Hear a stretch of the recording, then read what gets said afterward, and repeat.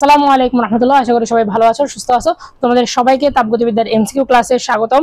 তো তোমাদের এমসিকিউ পার্টের আমাদের হচ্ছে যে সিকিউ ক্লাসগুলো আছে এই অধ্যায়েরই, যে ওইসব ক্লাসগুলোতে আমি হচ্ছে থিওরি পার্টটা কভার করে দিয়ে রাখছি। মানে থিওরি পার্টে আমাদের যতগুলো এমসিকিউ এর মানে আমাদের সূত্রগুলো লাগে, সব সূত্র আমরা হচ্ছে ওখানে দেখে আসছি। তো ওইটা দেখার পরে তোমরা হচ্ছে এই ক্লাসটা করবা। তোমরা যদি না করে থাকো তাহলে ওইটা দেখে আসো। আর তোমাদের যদি সূত্র আলাদাভাবে করা থাকে বা সিকিউ যদি আলাদাভাবে সলভ করা থাকে তাহলে ক্লাসটা করতে পারো। তো আমাদের প্রথম এমসিকিউ হচ্ছে ফারেনহাইট স্কেলের কোন তাপমাত্রা সেলসিয়াস স্কেলের পাঠের দ্বিগুণ হয়, তাই না? তাহলে সেলসিয়াস স্কেলের পাঠের দ্বিগুণ হচ্ছে ফারেনহাইট স্কেলের তাপমাত্রা। এফ সমান হচ্ছে 2c। তাহলে আমরা সূত্র জানি c/5 f - 32 divided by 9।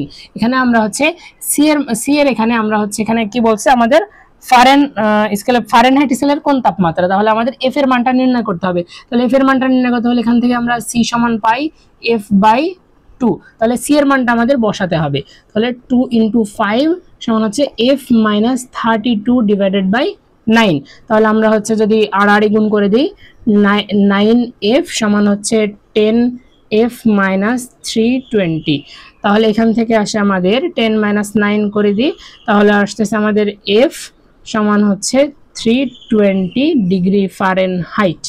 98.6 degree Fahrenheit তাপমাত্রার সমতুল্য থার্মোডাইনামিক তাপমাত্রা কত? থার্মোডাইনামিক তাপমাত্রা হচ্ছে আমাদের কেলভিন স্কেল, বুঝতে পারছো? তো এই কেলভিন স্কেল মানে হচ্ছে দেখো, ওইটা যদি তুমি নাও জানো থার্মোডাইনামিক তাপমাত্রা কোনটা, দেখো কোন আমাদের সবগুলা যে ক খ গ ঘ আমাদের কি কেলভিন এককে দিয়ে রাখছে। তাহলে আমাদের ফারেনহাইট থেকে কেলভিন মানে স্কেলে কনভার্ট করতে হবে।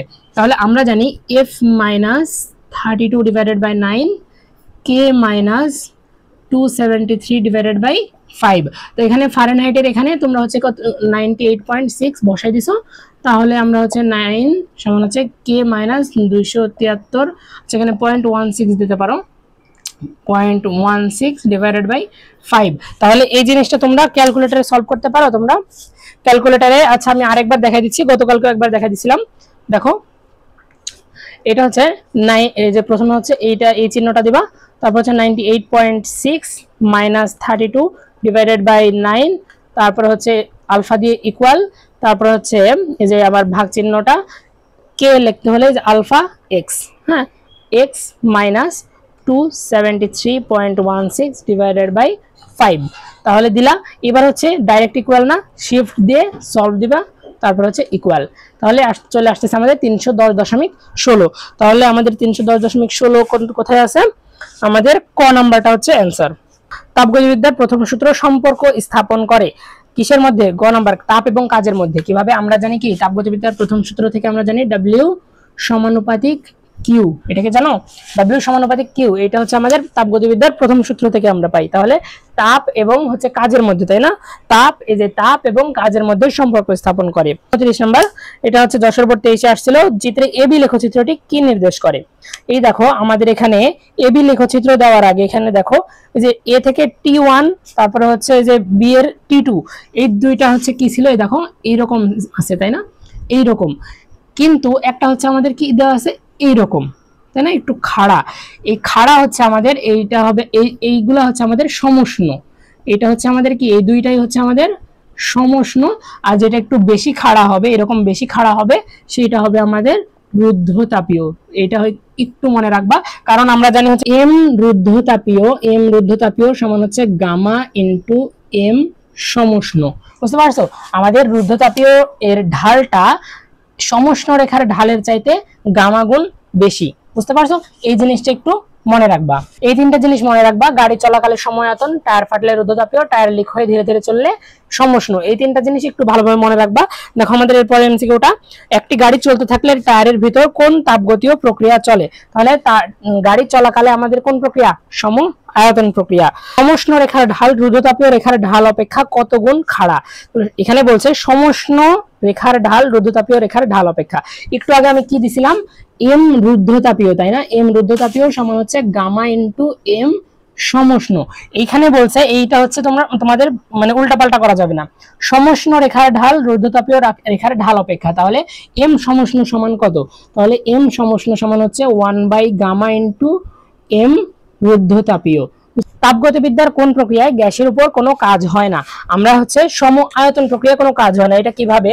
কাজ সমান আমরা কি জানি? কাজ সমান আমরা জানি পি ডেল ভি। তাহলে সম আয়তন, সেখানে আয়তনটা কি চেঞ্জ হয় না বা কনস্ট্যান্ট, তাহলে কনস্ট্যান্ট বা শূন্য, তাই না? আয়তনটা চেঞ্জ হয় না, তাহলে ডেল্টা, এটা হচ্ছে কি ডেল্টা ভি না, আয়তনের পরিবর্তন। তাহলে আয়তনের পরিবর্তন যেহেতু হয় না সম আয়তন প্রক্রিয়ায়, তাহলে পি ইন্টু জিরো সমান হচ্ছে কত? শূন্য। তাহলে সম আয়তন প্রক্রিয়ায় আমাদের কাজটা শূন্য, এই জিনিসটা একটু মনে রাখবা। সমষ্ণ প্রক্রিয়ায় যখন দেখবা যে কোনো কিছু ধীরে ধীরে হচ্ছে, তাহলে সেটা হবে সমষ্ণ প্রক্রিয়া।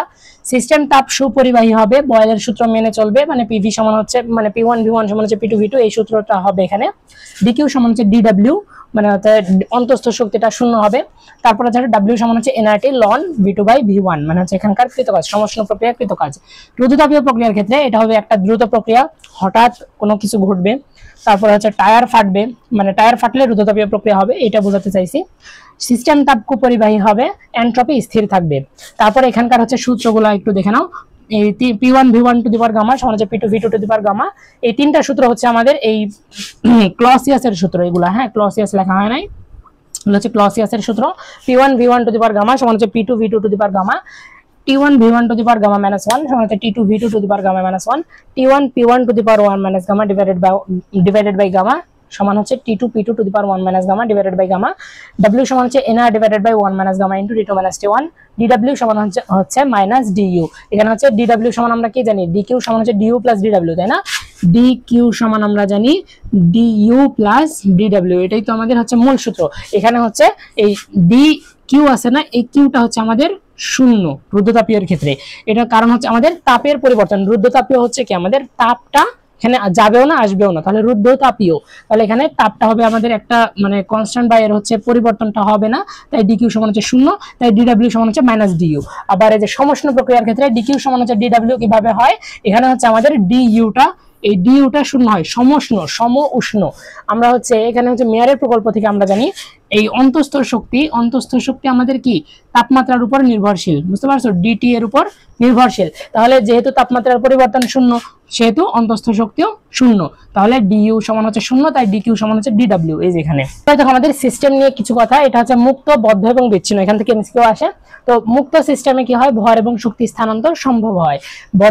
বদ্ধ সিস্টেমে শুধুমাত্র শক্তিটা স্থানান্তর সম্ভব হয়, এবং বিচ্ছিন্ন সিস্টেমে বা আইসোলেটেড সিস্টেমে কোনোটাই ভর এবং শক্তির কোনোটাই মানে স্থানান্তর সম্ভব হয় না। তো আমাদের এমসিকিউ দেখো, উন্মুক্ত সিস্টেম ও পরিবেশের মধ্যে আদান প্রদান হয় কোনটি? উন্মুক্ত মানে হচ্ছে যে মুক্ত সিস্টেমে, তাহলে আমাদের এখানে দেখো গ নাম্বারটা, ভর এবং শক্তি স্থানান্তর সম্ভব। এরপরে এমসিকিউ দেখো, পরিবেশের সাথে শক্তি বিনিময় করতে পারে, দেখো শক্তিটা কে কে বিনিময় করতে পারে? মুক্ত এবং বদ্ধ। তাহলে এখানে হচ্ছে আমাদের বিচ্ছিন্ন বাদ দিলাম 2 এবং 3, তাহলে হচ্ছে খ নাম্বারটা।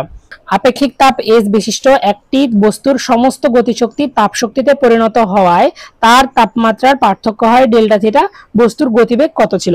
এখানে হচ্ছে আমাদের কি হয়েছে? গতিশক্তিটা তাপ শক্তিতে রূপান্তরিত হয়েছে।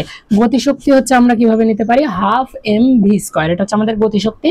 আর আমাদের বলছে কি তাপ শক্তিতে রূপান্তরিত হয়েছে, তাহলে হচ্ছে এম এস ডেল্টা থিটা। এখানে আমাদের নির্ণয় করতে হবে কি বস্তুটির গতিবেগ কত ছিল, এই যে ভিটা আমাদের নির্ণয় করতে হবে। তাহলে এম এম কাটা, তাহলে হচ্ছে আমাদের 2s delta theta root over 2s delta theta. তাহলে root over 2s delta theta কোনটা? ক নাম্বার। সূত্রগুলো একটু দেখে নাও।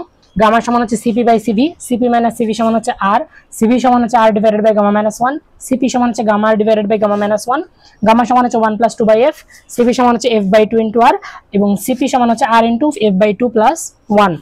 এক পারমাণবিক গ্যাসের ক্ষেত্রে দেখো গামা সমান আমরা কি লিখছি? 1 প্লাস এফ বাই 2। এফ হচ্ছে কি আমাদের স্বাধীনতার মাত্রা, তাহলে এফ এক পারমাণবিক গ্যাসের ক্ষেত্রে আমাদের এফ এর মান হচ্ছে 3, দ্বিপারমাণবিকের ক্ষেত্রে 5, তিন পারমাণবিকের ক্ষেত্রে 6। তাহলে এক পারমাণবিক গ্যাসের ক্ষেত্রে 1 প্লাস 3/2 এভাবে আসে আমাদের হচ্ছে গামা এর মানটা। তো গামা এর মানটা তোমরা ডাইরেক্ট মুখস্থ রাখবা, অবশ্যই মুখস্থ রাখবা। 1.67, দ্বিপারমাণবিক গ্যাসের ক্ষেত্রে 1.41, ত্রিপারমাণবিক গ্যাসের ক্ষেত্রে 1.33।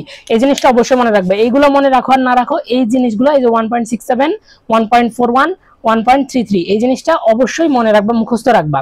তারপর দেখো এখান থেকে সিভি এর মানটা কিভাবে আসে। সিভি এর মানটা দেখো f/2 * r, মানে হচ্ছে আমাদের f হচ্ছে আমাদের স্বাধীনতার মাত্রা ডিভাইডেড বাই 2 * r। তাহলে যে 3r ডিভাইডেড বাই 2 এই যে 3r ডিভাইডেড বাই 2। সিপি এর মানটা হচ্ছে আমাদের কত, r * f/2 + 1। এভাবে আসে 5r ডিভাইডেড বাই 2। আবার দ্বিপরমাণু গ্যাসের ক্ষেত্রে সিভি এর মানটা আসে 5r ডিভাইডেড বাই 2, সিপি এর মানটা আসে 7r ডিভাইডেড বাই 2। তারপর হচ্ছে ত্রিপরমাণু গ্যাসের ক্ষেত্রে সিভি হচ্ছে 3r, সিপি হচ্ছে 4r। পরের এমসিকিউটা দেখো, হিলিয়াম গ্যাসের ক্ষেত্রে সিপি বাই সিভি এর অনুপাত নিচের কোনটি? তো সিপি বাই সিভি এর অনুপাত একটু আগে তোমাদের কি দেখাইলাম, একটু আগে দেখাইলাম না, গামা সমান কি, গামা সমান হচ্ছে সিপি ডিভাইডেড বাই সিভি, মনে আছে, একটু আগে দেখাইছি। আর সিপি মাইনাস সিভি সমান হচ্ছে কত, আর। তাহলে সিপি বাই সিভি এর মান কত আমাদের, গামা। হিলিয়াম পরমাণু কোন পরমাণু, এক পরমাণু গ্যাসের ক্ষেত্রে গামা এর মানটা হচ্ছে কত, 1.67। তো ডাইরেক্ট আমরা এখানে 1.67 বসাই দিব।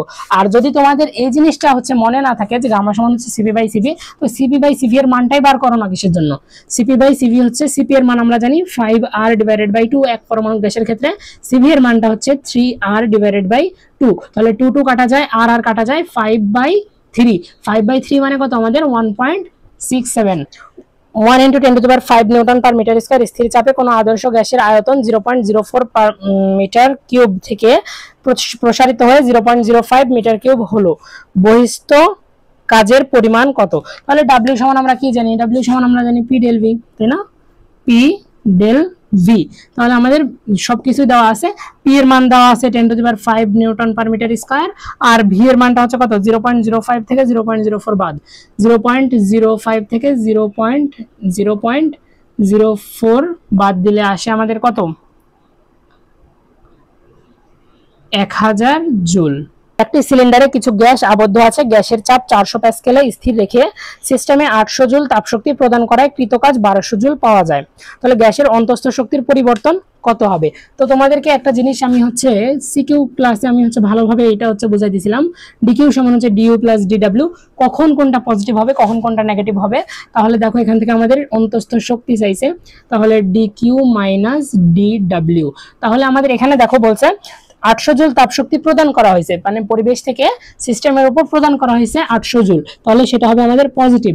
আর দেখো সিস্টেম কর্তৃক কৃত কাজ হচ্ছে 1200 জুল, তাহলে সিস্টেম কর্তৃক কৃত কাজ হলে সেটাও হবে আমাদের পজিটিভ।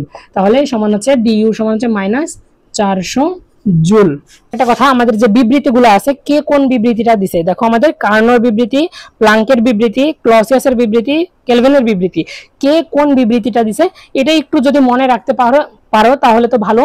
আর যদি মনে রাখতে না পারো, ভুলে যাও, তাহলে জাস্ট স্কিপ করো। একটা জিনিস মনে রাখবা, আমাদের তাপগতিবিদ্যার প্রথম সূত্রের ক্ষেত্রে হচ্ছে শক্তির নিত্যতা প্রকাশ করে, তাপগতিবিদ্যার দ্বিতীয় সূত্রের ক্ষেত্রে শক্তির রূপান্তর। বুঝতে পারছো, এই জিনিসটা মনে রাখবা। তাপগতিবিদ্যার প্রথম সূত্রে শক্তির নিত্যতা, দ্বিতীয় সূত্রে শক্তির রূপান্তর। আর দ্বিতীয় সূত্র অনুযায়ী কাজ করে কোনগুলা হচ্ছে আমাদের রেফ্রিজারেটর, কার্নো ইঞ্জিন, এগুলো হচ্ছে দ্বিতীয় সূত্র অনুযায়ী কাজ করে। আর হচ্ছে আমাদের দ্বিতীয় সূত্রে আমরা হচ্ছে কিসের ধারণা পাই, এনট্রপি এর ধারণা পাই। তাহলে এখানে হচ্ছে আমাদের ডি কিউ সমান হচ্ছে টিডিএস, এটা হচ্ছে আমাদের দ্বিতীয় সূত্রের গাণিতিক রূপ। এবার হচ্ছে আমাদের আসে প্রত্যাবর্তী এবং অপ্রত্যাবর্তী প্রক্রিয়া। তো প্রত্যাবর্তী এবং অপ্রত্যাবর্তী প্রক্রিয়ার ক্ষেত্রে যতগুলো হচ্ছে আমাদের এমসিকিউ সিকিউ যতগুলো হচ্ছে আমাদের জিনিস আসতে পারে, আমি হচ্ছে তোমাদের যে থিওরি পার্ট আছে ওখানে আমি হচ্ছে খুব ডিটেলসে বুঝাই দিছি, তো ওইটা আমি আর রিপিট করতে চাচ্ছি না, হচ্ছে তোমরা ওখান থেকে দেখে আসো। ওইটা দেখলে তোমাদের হচ্ছে এই অধ্যায়টা পুরোটা হচ্ছে কভার হয়ে যাবে। তো এই জিনিসটা একটু দেখো, কার্নোচক্রের ক্ষেত্রে এটা হচ্ছে আমাদের সমুষ্ণ প্রসারণ, এটা রুদ্ধতাপীয় প্রসারণ, সমুষ্ণ সংকোচন, রুদ্ধতাপীয় সংকোচন। তো রুদ্ধতাপীয় প্রক্রিয়ায় আমরা জানি আমাদের কি এনট্রপিটা স্থির থাকে। তো এমসিকিউ দেখো যে আমাদের কার্নোচক্রের চতুর্থ ধাপে সিস্টেমের এনট্রপি কি হয়, চতুর্থ ধাপ হচ্ছে আমাদের রুদ্ধতাপীয় সংকোচন, তাহলে এটা হচ্ছে আমাদের অপরিবর্তিত থাকে। পরে এমসিকিউটা দেখো একদম সরাসরি সূত্র থেকে দিয়ে দিছে, রেফ্রিজারেটর প্রকোষ্ঠে রক্ষিত খাদ্যদ্রব্য হতে গৃহীত তাপ Q2 এবং পরিবেশে বর্জিত তাপ Q1 হলে কার্যসহ K এর মান কত? তো আমরা কি জানি, K সমান হচ্ছে Q2 ডিভাইডেড বাই W, তাহলে Q2 divided by Q1 minus Q2। আমরা জানি কি Q2 এর মান, Q2 হচ্ছে কি আমাদের অপসারিত, না, এটা হচ্ছে আমাদের অপসারিত বা গৃহীত তাপ, হ্যাঁ। আর এটা হচ্ছে Q1 হচ্ছে আমাদের কি বর্জিত, Q1 হচ্ছে আমাদের বর্জিত তাপ, বুঝতে পারছো, এই জিনিসটা মনে রাখবা। তো এরকম আরেকটা এমসিকিউ দেখো, একটি রেফ্রিজারেটরের কার্যকৃত সহগ দেওয়া আছে 2.5, এটি ঠান্ডা প্রকোষ্ঠ হতে প্রতি চক্রে 500 জুল তাপ অপসারণ করলে প্রতি চক্রে সরবরাহকৃত কাজ কত হবে? তো আমাদের কাজের মানটা, তাহলে কে সমান হচ্ছে Q2 divided by W, W সমান হচ্ছে আমাদের Q2 divided by K. Q2 এর মান দেওয়া আছে কত জুল, আমাদের 500 জুল তাপটা দেওয়া আছে অপসারণ করে, আর হচ্ছে কে এর মান দেওয়া আছে 2.5, তাহলে আমাদের এখান থেকে আসতেছে 200 জুল। একটি কার্নো ইঞ্জিনের দক্ষতা দেওয়া আছে 60%, তাপ গ্রাহকের তাপমাত্রা 17 ডিগ্রি সেলসিয়াস হলে উৎসের তাপমাত্রা কত? তো একটা জিনিস মনে রাখবা, এটা সমান হচ্ছে আমাদের 1 - T2 ডিভাইডেড বাই T1, এটা তো মনে রাখারই কথা। এইভাবে মনে রাখবা, T2 হচ্ছে আমাদের তাপ গ্রাহকের তাপমাত্রা, তাপ গ্রাহক, এইটা হচ্ছে আমাদের তাপ উৎস। এইভাবে যদি মনে রাখতে না পারো, এটা হচ্ছে আমাদের ছোট, উপরে হবে আমাদের ছোট, নিচে হবে আমাদের বড়। তাহলে এটা সমান হচ্ছে আমরা জানি 0. তাহলে এটা সমান দেওয়া আছে 0.61 মাইনাস হচ্ছে তাপ গ্রাহকের তাপমাত্রা দেওয়া আছে না, তাপ গ্রাহকের তাপমাত্রা 17 ডিগ্রি, 273 প্লাস 17 আর ডিভাইডেড বাই হচ্ছে T1। তোমরা হচ্ছে ক্যালকুলেটর বসায় ডাইরেক্ট করে ফেলবা, ডাইরেক্ট করে ফেললে আমাদের T1 সমান আসতেছে 725 কেলভিন। এখানে আমাদের যেহেতু ডিগ্রি সেলসিয়াসে দেওয়া আছে -273 ডিগ্রি 73 কেলভিন করে ফেললে আমাদের ডিগ্রি সেলসিয়াসে আসে 452 ডিগ্রি সেলসিয়াস। কোন তাপ ইঞ্জিন হতে অর্ধেক তাপ বর্জন হলে ইঞ্জিনের দক্ষতা কত? তাহলে আমরা ইঞ্জিনের দক্ষতার একটা সূত্র জানি, এটা সমান হচ্ছে 1 - Q2 ডিভাইডেড বাই Q1, তাই না? তাহলে আমাদের বলছে অর্ধেক তাপ বর্জিত হয়েছে, এইটা হচ্ছে আমাদের কি বর্জিত, তাই না? এটা হচ্ছে আমাদের বর্জিত তাপ, এটা হচ্ছে আমাদের শোষিত তাপ। তাহলে আমাদের বলছে অর্ধেক তাপ বর্জিত হয়েছে, তাহলে Q2 সমান হচ্ছে হাফ ইন্টু Q1। তাহলে Q2 এর জায়গায় হাফ ইন্টু Q1 বসাই দিলে এখানে আসতেছে আমাদের Q1 ডিভাইডেড বাই 2Q1। তাহলে 1 থেকে হাফ বাদ দিলে হাফ ইন্টু 100% হলে 50%। এনট্রপিটা দেখে নাও, এনট্রপি ডিএস সমান হচ্ছে আমাদের এনট্রপি এর মানটা নাই, কিন্তু এনট্রপি এর পরিবর্তনটা আছে, বুঝতে পারছো? এই জিনিসটা একটু মনে রাখবা, এনট্রপি এর পরিবর্তন হচ্ছে এমএলএফ যদি আমাদের কি এটা হচ্ছে টি আইস মানে হচ্ছে বরফ, মানে হচ্ছে বরফকে পানি করতে বলে, তাহলে হচ্ছে এমএলএফ ডিভাইডেড বাই টি আইস। এই এলএফ মানে হচ্ছে আমাদের ল্যাটেন্ট হিট অফ হচ্ছে ফিউশন, ল্যাটেন্ট হিট মানে হচ্ছে আমাদের সুপ্ত তাপ, তাহলে হচ্ছে আমাদের বরফের সুপ্ত তাপ। তারপরে এল ভি হচ্ছে আমাদের বাষ্পীভবনের সুপ্ত তাপ, তাহলে ল্যাটেন্ট হিট অফ ভ্যাপোরাইজেশন। তাহলে এই মানগুলো একটু মুখস্থ রাখবা, 3.36 × 10⁵ জুল পার কেজি, এটা হচ্ছে আমাদের 0 ডিগ্রি সেলসিয়াস বা হচ্ছে আমাদের বরফ বিন্দুর ক্ষেত্রে, এটা হচ্ছে ভ্যাপোরাইজেশন বা 100 ডিগ্রি সেলসিয়াসের ক্ষেত্রে 22.68 × 10⁵ জুল পার কেজি। তো এভাবে মনে রাখবা, 0 ডিগ্রি হচ্ছে কি কম, মানে বরফ বিন্দুর ক্ষেত্রে 3.36, আর হচ্ছে ভ্যাপোরাইজেশন বা 100 ডিগ্রি সেলসিয়াসের ক্ষেত্রে মানটা একটু বেশি, তাহলে হবে 22.68 × 10⁵। 10⁵ দুইটার ক্ষেত্রেই সেম রাখবা। অনেকে কি করে 2.26 এই দিয়ে এখানে হচ্ছে 10⁶ দাও, তো আমি বলবো যে 22.68 × 10⁵ জুল পার কেজি এভাবে দাও, তাহলেই হচ্ছে আমার মনে হয় যে ভালো হবে। আর যদি তাহলে হচ্ছে আমাদের হচ্ছে যে পানি থেকে আমাদের যদি বাষ্প হয় তাহলে হবে আমার mLV divided by T steam. ধরো আমাদের পানির তাপমাত্রাটা শুধুমাত্র চেঞ্জ হয়েছে, কোনো অবস্থার পরিবর্তন হয় নাই, তাহলে তাপমাত্রার পরিবর্তন হলে আমাদের যে এনট্রপির পরিবর্তন হবে ms ln T2 divided by T1। তারপরে দেখো আমাদের এমসিকিউটা দেখো, এমসিকিউতে আমাদের দেওয়া আছে এনট্রপি এর এসআই একক কোনটি?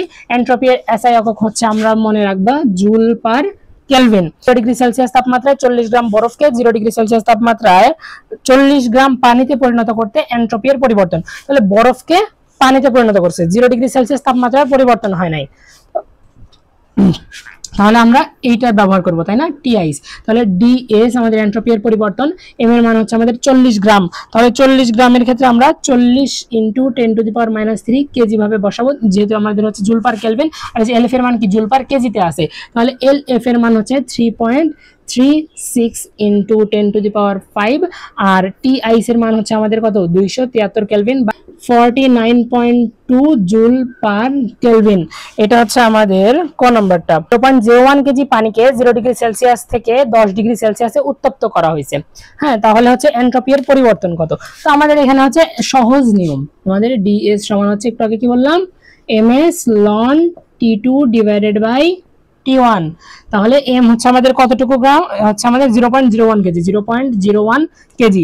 এস এর মান হচ্ছে আমরা জানি কি পানির ক্ষেত্রে, এটা তো পানি তাই না, পানির ক্ষেত্রে 4200 joule per KG per kelvin তাই না। আর লন T2 এর মান হচ্ছে আমাদের 10 ডিগ্রি সেলসিয়াস উন্নীত করা হয়েছে। এটা কি পানিকে, হ্যাঁ পানিতে উত্তপ্ত করা হয়েছে শুধুমাত্র। তাহলে হচ্ছে 10 ডিগ্রি হচ্ছে 273 প্লাস 10 ডিভাইডেড বাই আমাদের T1 হচ্ছে আমাদের 0 ডিগ্রি সেলসিয়াস, মানে হচ্ছে 273 কেলভিন, থেকে আসতেছে আমাদের 1.51 জুল পার কেলভিন। তো এই ছিল আমাদের তাপগতিবিদ্যার এমসিকিউ ক্লাস। তো এমসিকিউ ক্লাসটা কেমন লাগছে আর বাকি ক্লাসগুলো চাও কিনা একটু জানাও, এবং বাকি ক্লাসগুলো আমি হচ্ছে বিকাল অথবা হচ্ছে কালকে সকাল থেকে দেওয়া শুরু করব। তো সে পর্যন্ত সবাই ভালো থেকো, সুস্থ থেকো। আসসালামু আলাইকুম ওয়া রাহমাতুল্লাহ।